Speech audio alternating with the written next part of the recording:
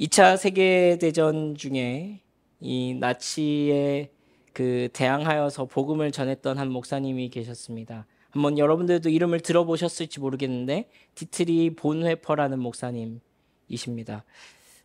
이분은요 히틀러의 독재에 공개적으로 반대하면서 이 교회가 이 독일의 이 교회는 국가 소속이거든요. 독일 교회가 이 나치에 부역하는 것을 보면서 무력하게 교회가 그렇게 무력해서는 안 된다, 침묵하는 것은 죄다라고 이제 선언하면서 이렇게 나치 정권과 싸웠던 그런 목사님이십니다. 그래서 이 보네포 목사님은 결국 이제 체포가 돼서 2차 세계 대전 중에 이제 독일의 수용소에 끌려가게 됩니다. 그곳에서 굉장히 비인간적인 대우를 받고 정말 말할 수 없는 그런 고난을 당했는데요. 그 가운데서 이 보네포 목사님이 절망하거나 좌절하지 않고 매일 아침 시편을 읽고 찬양을 하면서 동료 수감자들을 독려하고 하나님의 말씀을 그들을 일으켜 세웠던 그런 일화가 지금도 우리 가운데 감동적으로 전해지고 있습니다. 그래서 막 이제 감옥 안에서 이제 동료들과 함께 예배를 드리고 그곳 가운데서 하나님을 찬양하고 이렇게 하는 가운데 이 보네포 목사님이 결국에는 사형 선고를 받게 됩니다. 이 죽음을 하루 앞둔 날 보네포 목사님이 마지막으로 이렇게 말했다 그럽니다. 이것은 끝이 아닙니다. 이것은 새로운 삶의 시작입니다. 사실 이 보네포 목사님은 39살이라는 젊은 나이에 이제 돌아가시게 됐는데요. 30살에 목사 안수를 받고 약 9년간의 사역 동안 이 대부분을 이 당시에 이제 그 나치 정권과 싸웠어야 했기 때문에 쉽지 않은 인생을 살았습니다. 2차 세계대전이 끝나기 직전에 이렇게 순교하시게 됩니다. 사형 선고를 받고 다음 날 바로 형장에 이슬이 되어서 이제 돌아가시게 되죠. 근데 사실 이 보네포 목사님이 이렇게 죽은 것이 허무하다거나 의미 없이 끝났다거나 그렇지 않고 오히려 지금 우리에게 소망과 희망이 되어서 이렇게 전해지고 있죠. 보네포 목사님이 당시에 옥중에서 썼던 많은 이 연구서들과 또 복음에 관한 이런 책들이 지금도 우리에게 읽혀지고 있습니다. 여러분도 기회가 되시면 한번 보네포 목사님의 책을 한번 읽어보시면 좋을 것 같습니다. 소망을 가지고 산다는 것은요, 매우 큰 힘이 있죠. 이렇게 소망을 가지고 산다는 것은 정말 상식적으로는 이해할 수 없는 그런 힘을 가지고 있습니다. 반대로 생각해 보면요, 무엇을 소망하느냐에 따라서 우리의 좌절의 내용이 또 달라진다라는 것을 우리가 이 이야기를 통해서 발견할 수 있는 거예요. 무엇을 소망하는가가 굉장히 큰 힘이 되지만 반대로 무엇을 소망하는가에 따라서 우리의 좌절의 내용도 달라진다고요. 보네포 목사님의 좌절은 사형 선고를 받는 것이 아니었습니다.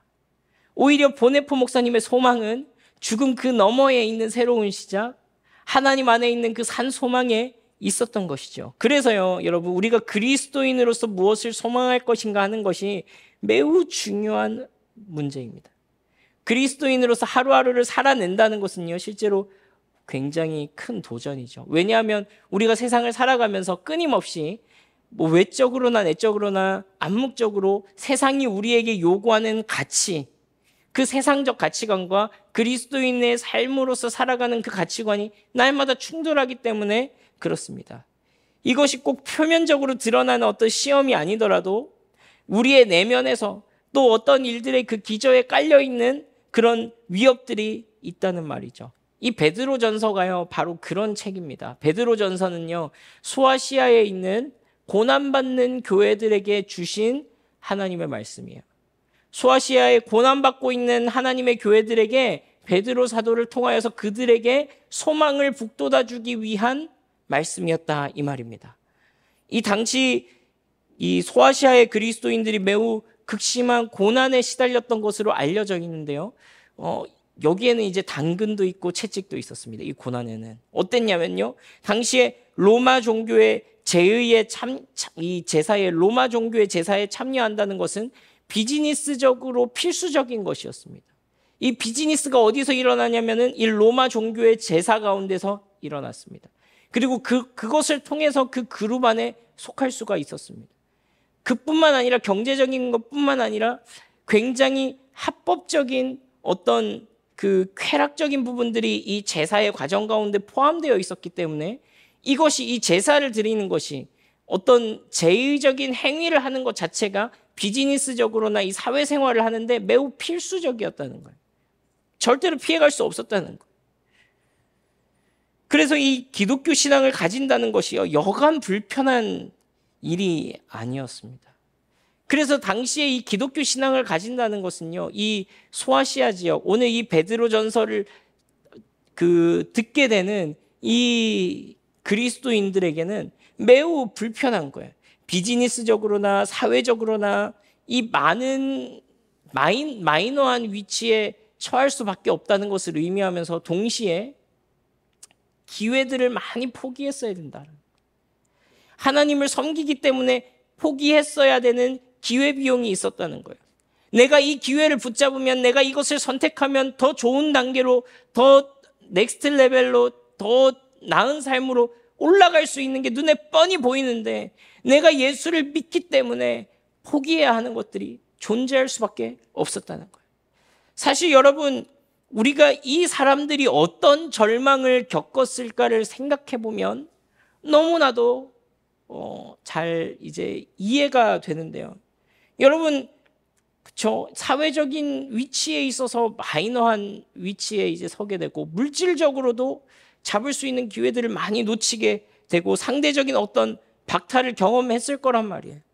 기회들을 계속 놓쳐요. 내가 실력이 없는 게 아니에요. 내가 능력이 없는 게 아니에요.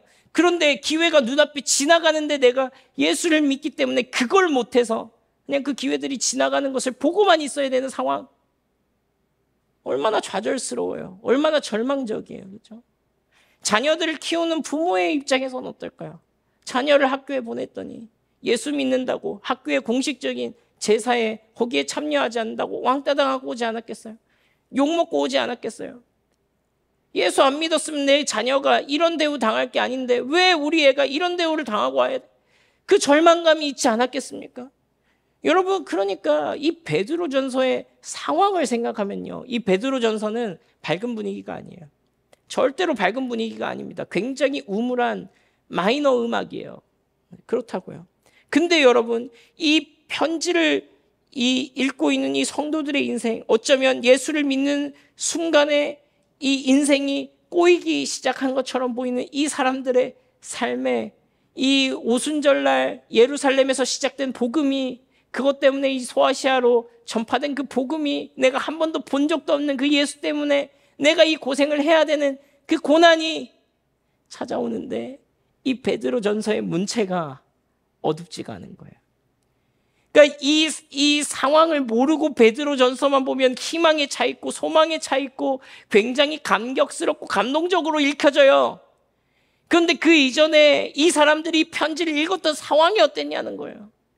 굉장히 암울했다고요. 절망적이라고요. 하루하루를 살아가는 것이 고되다고요. 고되다고요.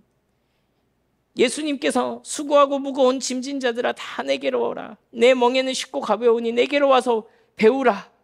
막 이렇게 말씀하셨는데, 주님, 가볍기는 개뿔 가볍습니까? 예수 믿는 거라도 하나 덜어주시면 내가 이 땅에서 그냥 조금 더 편하게 살 것 같은데, 주님, 예수 믿는 것까지 더해져가지고 주님 더 무거운데 무슨 말씀이십니까? 그런 생각이 나올 것 같기도 하잖아요. 근데 베드로전서의 문체가 굉장히 희망에 차 있다는 거예요. 이 베드로전서의 문체가 굉장히 소망에 차 있다는 거예요. 왜 그렇습니까? 왜 그렇습니까? 왜 이것이 밝은 분위기로 베드로가 글을 썼습니까? 왜 희망의 말들을 쓰고 있습니까? 베드로가 공감 능력이 떨어져서 그렇습니까? 베드로가 극티라서 그래요? 이 베드로의 티야 막 이러면서 그런 거예요? 그게 아니라는 거예요. 그게 아니라는 거예요. 소망의 종류가 다르다는 거예요. 너희 속에 있는 소망의 종류가 다르다. 다른 말로 하자면 너희 속에 있는 절망의 종류가 다르다. 지금 너희가 겉으로 너희를 절망시킬 것 같은 그 일들이 너희를 절망시키지 않는다는 거예요. 너희를 좌절시킬 것 같은 표면적인 그 일들이 너희를 좌절시키지 않는다는 거예요. 왜? 너희가 소망하는 그 소망의 종류가 다르기 때문에 그 이야기를 하는 거예요. 그래서 여러분, 이 그리스도인으로 산다는 것이 때로는 우리의 삶을 불편하게 할 수 있어요. 때로는 우리를 귀찮게 할 수 있어요. 그거 부정하지 않겠습니다. 그죠? 때로는 우리를 힘겹게 할 수 있습니다. 녹록지 않게 할 수 있습니다. 그러나 그것이 우리를 절망하게 하지는 못하는 것입니다. 또 그래서 우리를 살아가게 하는 것입니다. 오늘 말씀을 통해서 우리가 이것을 확인하게 되면 좋겠습니다. 우리가 살아가면서 자주 포기하는 일을 겪게 되고 좌절하기도 합니다. 이게 당연하죠. 당연합니다. 그런 감정을 겪는 것 자체에 대해서 뭐라고 할 수 없습니다. 이것이 세상의 관성입니다. 이게 자연스러운 일입니다. 그게 자연스럽다고요. 가만히 놔두면 우리의 본성이 어디로 흘러가냐면 좌절하고 절망하고 우리의 현실에 그것을 뚫고 나가지 못하는 우리의 절망하는 것이 자연스러운 관성이라고. 근데 우리가 왜 말씀을 봅니까? 우리가 왜 성경을 봅니까? 왜 말씀을 듣습니까? 왜 예배 가운데 참여합니까? 왜 그렇습니까? 우리에게 상기시켜 주기 위해서입니다. 가만히 놔두면 절망으로 흘러가고, 가만히 놔두면 실망으로 흘러가고, 가만히 놔두면 인간적인 생각에 사로잡혀 있는 우리에게 하나님의 말씀을 통해서 내가 진짜 소망해야 하는 것이 무엇인지를 상기시켜 주는 것입니다. 그렇죠? 오늘 내가 왜 사나? 세상은 계속해서 우리의 성공과 절망을 자신들의 기준으로 재단하고 있는데, 근데 말씀을 통해서 우리는 다른 데 소망을 두고 있다는 것을 확인하는 것입니다. 그리고 그 소망은 좌절될 수 없는 소망이기 때문에 오늘도 우리를 살게 한다는 것을 확인시켜 주는 것입니다. 그러면 오늘 이 말씀을 통해서 우리에게 주시는 소망, 어떤 소망인지 우리 말씀을 통해서 자세히 한번 살펴보면 좋겠는데요. 오늘 우리가 말씀을 통해서 발견할 수 있는 소망은 5가지입니다. 5가지예요. 한번 오늘 함께 말씀을 들으시고 집에 가셔서 유튜브 보시면서 하나씩 체크해 보시는 것도 좋지 않을까 싶습니다. 첫 번째로요, 이 소망은 예수님 안에서 이미 일어난 사건에 근거한 소망입니다. 우리 3절 말씀 함께 한번 한 목소리로 크게 한번 읽어보겠습니다. 시작.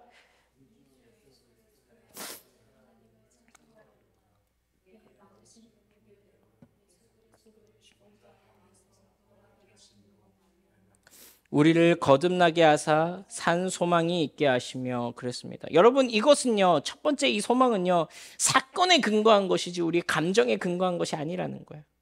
여러분, 보통 사람들은요, 이 소망이라는 것을 감정과 자주 연결시킵니다. 그렇죠? 희망찬 느낌과 연결시킵니다. 내가 지금 무엇을 느끼고 있는가와 자주 연결시킵니다. 근데 실제로 우리가 이 세상을 살아가면서 겪는 좌절과 절망의 감정에 대해서 이 소망이라는 것을 잘 연결시키지 못하는 이유가 여기에 있죠. 우리의 느낌이 아니라 객관적인 사건에 근거한 것이라는 거예요.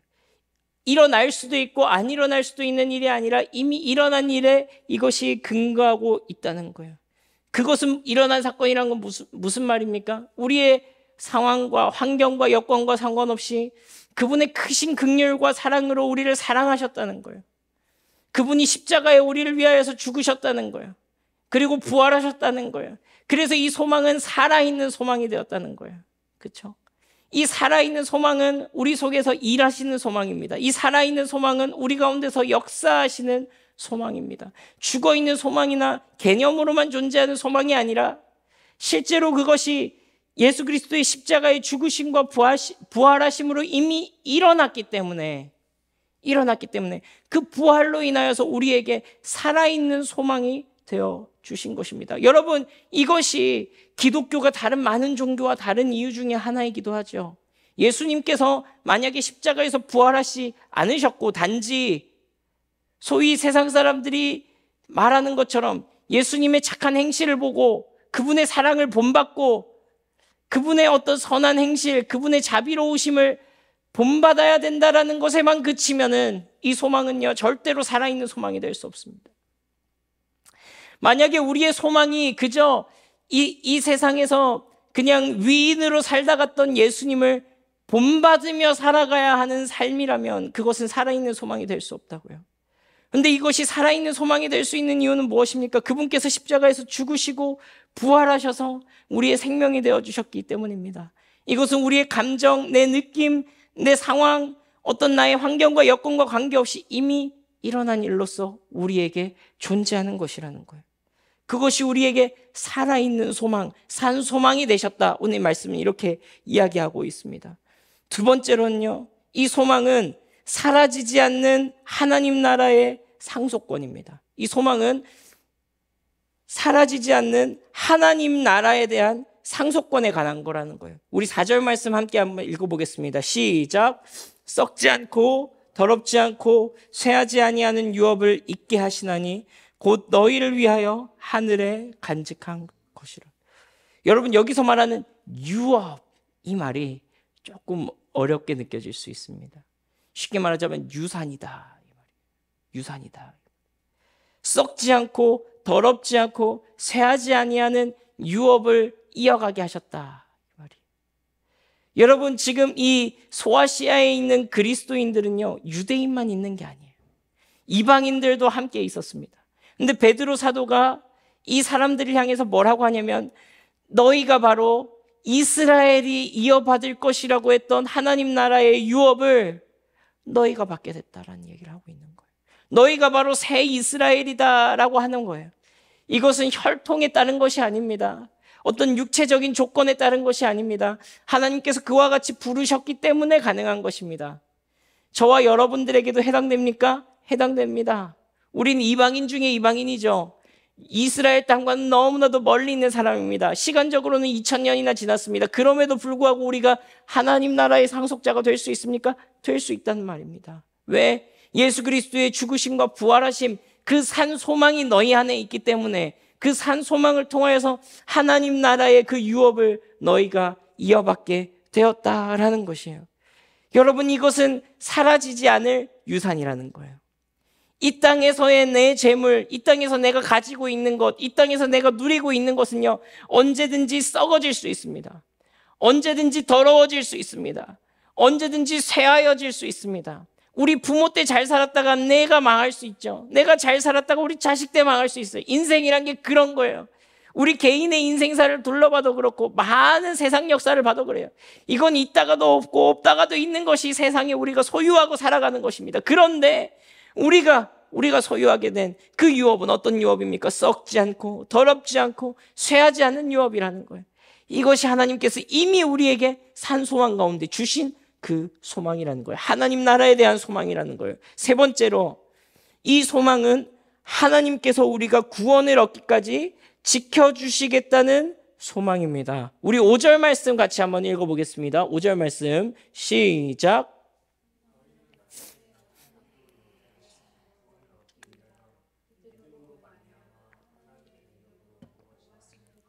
그렇죠. 여러분, 그래서 우리가 불안한 게 뭐예요? 우리가 불안한 게, 내가 이 길을 끝까지 갈 수 있을까? 내가 하나님 끝까지 믿을 수 있을까? 세상에서 끝까지 나에게 이렇게 고난이 찾아오고 불편하고 나에게 유혹이 찾아오고 하는데 내가 그분을 따라갈 수 있을까 하는 그런 고민이 들 때가 있잖아요. 그렇죠? 하나님, 그렇습니다. 예수님 날 위해서 죽으셨고 부활하셨고 나에게 산 소망을 주셨고 하늘의 유업을 주셨는데, 주님, 내가 이 오늘을 살아가기가, 오늘을 견뎌내기가 참 힘이 듭니다. 내가 내 힘으로 이 믿음의 길을 끝까지 갈 수 있을지 모르겠습니다. 이 믿음의 길에서 떨어질까 봐 고민됩니다. 난 너무나도 약한데 어떻게 하면 좋습니까? 그럴 때 주님께서 우리에게 이와 같이 약속해 주시는 것입니다. 말세에 나타나기로 예비하신 구원을 얻기 위하여 믿음으로 말미암아 하나님의 능력으로 보호하심을 입었느니라. 하나님께서 우리를 보호하신다라는 거예요. 어떻게 해요? 끝까지 버틸 수 있도록. 여러분, 근데 우리가 이것을 오해하는 것이 있는데, 그것은 무엇이냐면, 마치 우리가 버틸 때에 아무런 힘도 안 들고 고생도 안쓰럽고 아무렇지도 않게 그냥 컨베이어 벨트 타고 우리가 구원까지 쭉 갈 거라는 생각입니다. 근데 그렇지 않아요. 베드로전서에서 우리에게 보여주신 하나님의 지켜주심은 무엇이냐면, 끝까지 견디고 인내하게 하시는 믿음입니다. 고난 가운데서, 고통 가운데서 포기하지 않고 끝까지 견디고 인내하게 하시는 믿음입니다. 이것을 보고 신학적 용어로 성도의 견인이다라고 얘기를 합니다. 여러분, 성도의 견인의 교리는요, 견인차처럼 딱 걸어가지고 레카차처럼 쭉 끌고 간다는 얘기가 아니에요. perseverance예요. 인내예요. 그것이 성도의 견인입니다. 끝까지 견디고 인내하게 하시는데 어떻게 하세요? 그것이 나의 힘으로 된 것입니까? 아니요. 내 힘으로는 못한다고요. 우리가 걱정하잖아요. 내가 끝까지 할 수 있을까 없을까. 근데 그와 같은 걱정과 고민이 아니라 하나님께서 우리를 지키심으로 말미암아, 하나님께서 우리를 붙잡으심으로 말미암아 우리가 넉넉히 그것을 견디고 인내하게 하시는 거예요. 그래서 여러분, 네 번째로는요, 이 소망은 우리의 기쁨의 이유를 바꾸어 놓는 소망입니다. 우리의 기쁨의 이유를 바꾸어 놓는 소망이다. 내 믿음이 정결하여지는 것이, 내가 하나님을 더 사랑하게 되는 것이, 내 마음이 주님께로 더 향하게 되는 것이 기쁨이 되었다는 거예요. 세상이 주는 기쁨과 세상이 주는 소망이 나의 기쁨이 아니라 하나님을 향한 나의 마음이 더 퓨리파이해지는 것이, 하나님을 향한 내 심령이 더 순수하여지는 것이, 그분을 향한 내 사랑이 더 온전하여지는 것이 나의 기쁨이 되게 하여 주셨다. 우리 6절 7절 말씀 큰 소리로 함께 읽어보겠습니다. 시작. 그러므로 너희가 이제 여러 가지 시험으로 말미암아 잠깐 근심하게 되지 않을 수 없으나 오히려 크게 기뻐하는도다. 너희의 믿음의 확실함은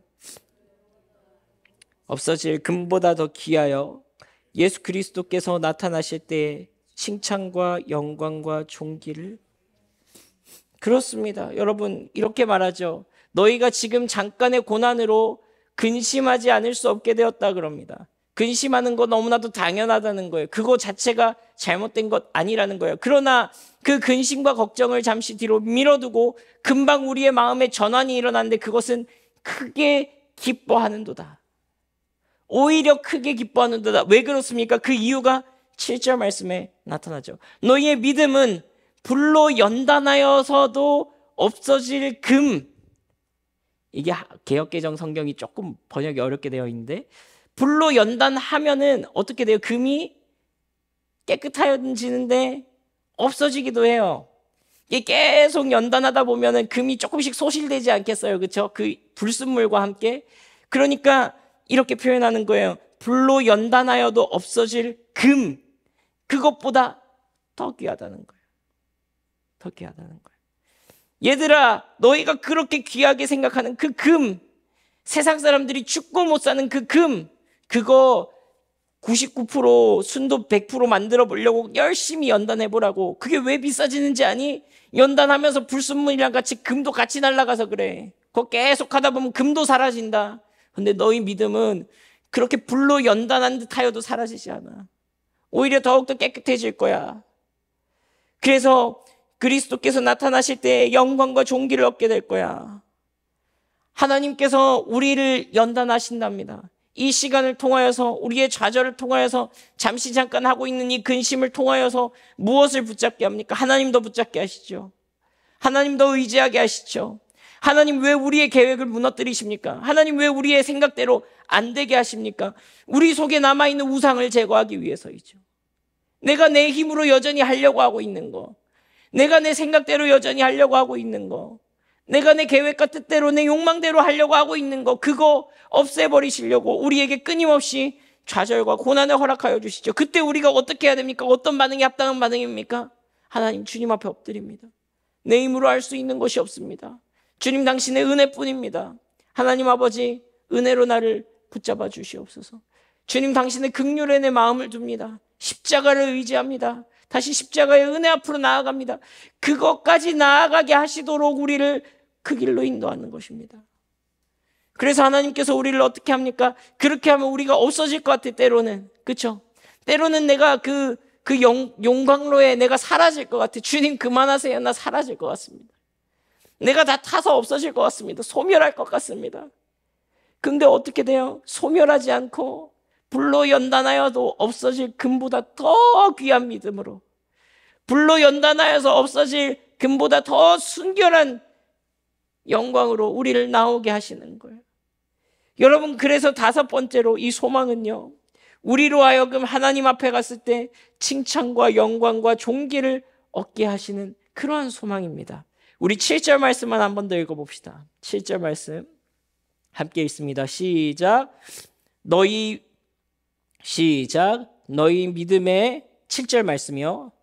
시작. 너희 믿음의 확실함은 불로 연단하여도 없어질 금보다 더 귀하여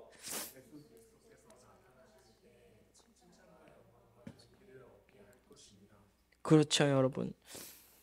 우리의 소망과 우리의 기쁨이 무엇이 됩니까? 이거 다 지나고 갔을 때 하나님께서 우리를 칭찬해 주시는 것입니다. 요한계시록 말씀처럼 모든 눈물을 그 눈에서 닦아주시니 다시는 사망이 없고 애통하는 것이나 곡하는 것이나 아픈 것이 다시 있지 아니하리니 이는 처음 것이 다 지나갔습니다. 하나님께서 우리를 그 품에 안아주시면서 착하고 충성된 종아 수고했다. 네가 나의 길을 쫓아간다고, 네가 나의 길을 따라간다고 고생했다 말하는 거예요. 여러분, 이것이 요한계시록 가운데서 보여지는 이 성도와 하나님의 예배 장면이거든요. 사람들은 어떻게 합니까? 자기의 면류관을 하나님께서 끝까지 버틴 자들에게 승리의 면류관을 씌워주시죠. 착하고 충성된 종아 고생했다 고생했다. 성도들은 어떻게 합니까? 그 면류관을 다시 벗어서 주님의 발 앞에 벗어드리면서 주님께서 하셨습니다, 주님께서 나의 믿음을 지켜주셨습니다 라고 고백하는 것입니다. 여러분, 이것이 하늘의 축제이고 하늘의 상급이고 우리가 영원히 바라봐야 할 소망의 예배입니다. 여러분, 오늘 이 말씀 가운데 어떻게 하십니까? 이게 참 놀라운 일인데요, 하나님께서 말세에 나타나기로 예비된 이 구원을 우리에게 주시기 위하여서 그분께서 친히 우리의 삶을 지켜주신다라고 얘기를 합니다. 우리가 그 믿음에서 떨어지지 않도록 견디고 인내할 수 있도록 도와주시겠다고 말씀하십니다. 그런데 이거 하나님께서 하신 거잖아요. 하나님께서 하신 것인데 끝까지 지키고 인내하고 소망 가운데 살아갔던 자들에게는 하나님께서 다시 어떻게 하세요? 칭찬과 면류관과 존귀를 얻게 하시는 칭찬을 우리에게 돌려주시는 거예요. 여러분, 이것이 하나님께서 우리에게 하시는 일입니다. 여러분, 그래서요, 많은 믿음의 선배들, 많은 믿음을 따라서 살아갔던 사람들, 어떻게 그렇게 살 수 있나 싶은 사람들의 간증을 들어보십시오. 그 사람들의 전기를 한번 읽어보십시오. 그 사람들이 하나같이 뭐라고 합니까? 내가 잘했다 그럽니까? 내가 대단했다 그럽니까? 내가 버틸 수 있었다 그럽니까? 그렇게 안 하죠. 하나님이 그 시간을 넘기게 하셨고 하나님께서 그 시간을 버티게 하셨고 인도하여 주셨다라고 고백하게 되는 거예요. 그런데 하나님께서는 그 칭찬을 오히려 누구에게 돌려주세요? 우리에게 돌려주시는 것입니다. 여러분, 이것이 은혜입니다. 하나님께서는 하나님의 은혜를 우리에게 값없이 부어주시면서 동시에 그 길을 신실하게 쫓아갔던 우리에게 칭찬과 존귀와 영광을 얻게 하시는 거예요. 누구로부터? 하나님께로부터. 세상에서 있을 쇠하여질, 없어질, 불로 연단하여도 없어질 금과 같은 그런 칭찬과 영광과 존귀가 아니라 하나님께로부터 우리에게 주시는 영원한 칭찬과 영광과 존귀를 우리에게 주시는 것입니다. 여러분, 이런 소망을 가지셨습니까? 이 소망으로 살아가십니까? 이제부터 이런 소망을 가져야 될 것 같습니까? 네. 여러분, 그래서요, 여러분이 이런 소망을 가졌다는 것을 증명해 주는 것이 있다고 합니다. 나한테 이런 소망이 있었습니까, 목사님? 잘 모르겠는데요. 이번 일주일간도 이런 소망이 있었는지 잘 증명해 주는 것이 있다고 그럽니다. 바로 이 말씀입니다. 우리 함께 8절 9절 말씀 한번 읽어보겠습니다. 시작.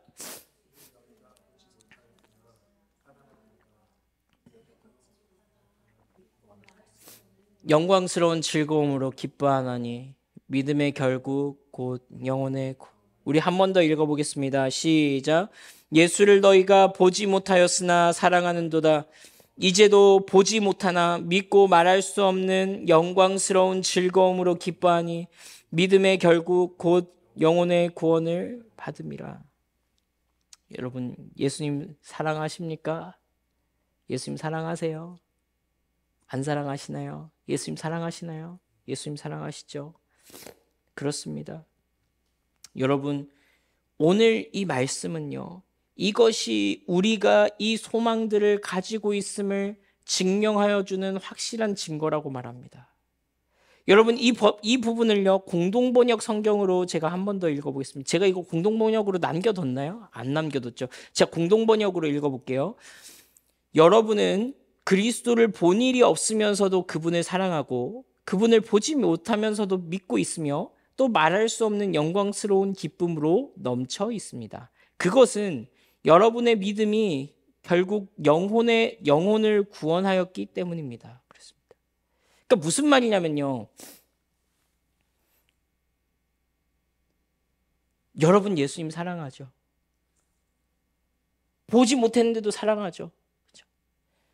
세상 사람들이 말할 수 없는 그 즐거움이, 기쁨이 여러분들 속에 있죠. 왜 그런지 아십니까? 그것은 여러분들이 믿음의 결국 곧 영혼의 구원을 받았기 때문입니다.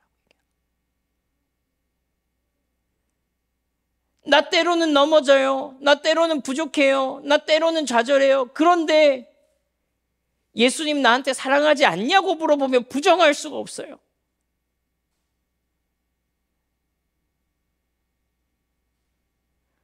때로는 어떨 때는 왜 내 믿음이 이거밖에 안 되지? 어떨 때는 왜 내가 이렇게밖에 못 살지? 내가 왜 이렇게밖에 예수를 못 따라가지? 그런데 나한테 그래서 너 예수 안 사랑하냐? 너 예수님 믿냐? 싫냐? 부정해봐라. 거절해봐라. 라고 하면 거절할 수가 없어요. 예수님 사랑해요. 부족하지만 예수님 사랑해요. 그분을 소망해요. 세상 사람들이 말할 수 없는 그 기쁨이 내 속에 있어요. 항상은 아니지만 때때로 그 기쁨이 찾아와요. 그 왜 그런지 아니? 너희가 믿음의 결국 곧 영혼의 구원을 받았기 때문이야. 반대로 얘기해 볼까요? 너희가 구원받지 못했으면 예수를 사랑할 수 없어. 너희가 구원받지 못했으면 예수를 기뻐할 수 없어. 너희가 구원받지 못했으면 너희 속에 있는 그 작은 사랑의 흔적도 찾을 수 없었을 거야. 그런데 너희가 예수를 보지 못하였으나 사랑하는도다. 이제도 그 말할 수 없는 영광스러운 즐거움으로 기뻐하노라 말하고 있는 거예요. 왜? 너희 속에 믿음의 결국 곧 영혼의 구원을 이미 얻었기 때문에. 그 증거가 뭐야? 너희 속에 있는 예수님 사랑하는 마음이야. 그것으로 확신시켜주는 거예요. 그래서 여러분 다른 말로 하자면 우리가 이 앞에 나열된 모든 소망의 내용을 이미 소유하고 있는 증거가 무엇인지 아니라고 하면서 그 증거가 바로 그 와중에도 예수님을 사랑하고 그 와중에도 예수님을 믿고 따르기를 원하고 그 와중에서도 예수님을 사랑하는 그 기쁨을 누리고 있다면 그것이 당신이 이 모든 소망을 소유하고 있는 하나님의 백성이라는 증거다라는 것을 우리에게 일깨워주는 거예요. 일깨워주는 거예요. 때로는 우리의 믿음이 흔들리는 것처럼 느껴지죠. 때로는 우리의 믿음이 이 세상에서 무슨 의미가 있는가? 그냥 불편하게만 느껴지고 막 이렇게 뭔가 내가 족쇄를 하나 더 차고 있는 것처럼 느껴지고 그냥 살기도 힘든데 믿음까지 지켜야 되고 이게 쉽지 않을 때가 있지만 그럼에도 불구하고 이 소망으로 살아야 되고 이미 이 소망을 우리가 소유하고 있고 이 소망을 절대로 빼앗아갈 수 없는 이유가 예수 그리스도를 사랑함 가운데 확인된다. 그렇게 얘기를 하는 거죠. 여러분 우리가 포기의 시대를 좀 살아가고 있죠. 그죠? 한 2010년대 중반쯤에 제가 들었던 얘기가 무슨 3포 세대다 뭐 그런 얘기를 들었던 것 같습니다. 요즘에는 조금 더 나아가지고 N포 세대다 이렇게 얘기를 하더라고요. 그죠? 청년들이 느끼고 있을 좌절과 상대적 박탈감이 매우 크다 뭐 그런 말일 것입니다. 사실 이 세상적인 기준에서 보자면은 우리를 계속 거기에다 갖다 대면 우리 그리스도인들도 아마 이 중에서 뭐 아주 성공적인 청년의 삶을 살고 있다 이런 사람들 많지 않으리라 생각을 합니다. 그렇죠? 만약에 우리가 예수님을 믿는다는 것이 이러한 기준을 충족하는 것이라면 그 라인을 넘어가는 것이 그리스도인으로서의 우리의 소망이라면 우리는 다 탈락일 것입니다. 우리는 다 좌절이 더 어울리는 사람일 것입니다.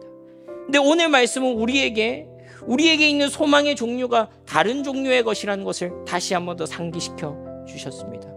그리고 그 와중에 때로는 부끄럽기도 하고 때로는 참 망설여지기도 하지만 우리 속에 진심이 있습니다. 주님, 예수님을 사랑합니다. 진심이 있습니다. 당신을 사랑합니다. 그 마음속 진심을 통해서 우리 속에 이 소망이 죽어있는 소망이 아니라 살아있는 소망이라는 것을 우리에게 다시 한 번 더 확인시켜 주시는 것입니다. 여러분, 이것이 우리로 하여금 오늘을 살게 하는 은혜를 주시기를 바랍니다. 오늘 내 하루의 삶이 의미가 없지 않다. 내 속에 있는 소망은 좌절되어질 소망이 아니다. 이 소망은 내 느낌이 아니라 그리스도께서 이미 이루시고 또 나에게 주신 그 은혜 때문이다 하는 그 확신을 주시기를 바랍니다. 우리 함께 이제 찬양하시고 함께 기도하실 때요, 우리 이 기도 제목으로 함께 기도하면 좋겠습니다. 하나님, 그래서 이 소망으로 우리 하루하루를 채워가게 하옵소서. 세상의 기쁨과 즐거움은 내가 이 세상에서 소망하는 것을 이룰 때 잠시 나에게 주시는, 잠시 나에게 허락되는 그런 즐거움이지만, 잠시 또 상황이 바뀌고 환경이 바뀌면 금방 휘발될 그런 기쁨이지만, 죽음도 이 세상의 어떤 좌절도 빼앗아갈 수 없는 소망이 나를 지배할 때 예수를 사랑한다고 고백함으로 그 소망으로 충만한 나의 삶이 되게 하여 주시옵소서. 그래서 주님, 내 소망을 더 키워가기 위해서는 어떻게 해야 됩니까?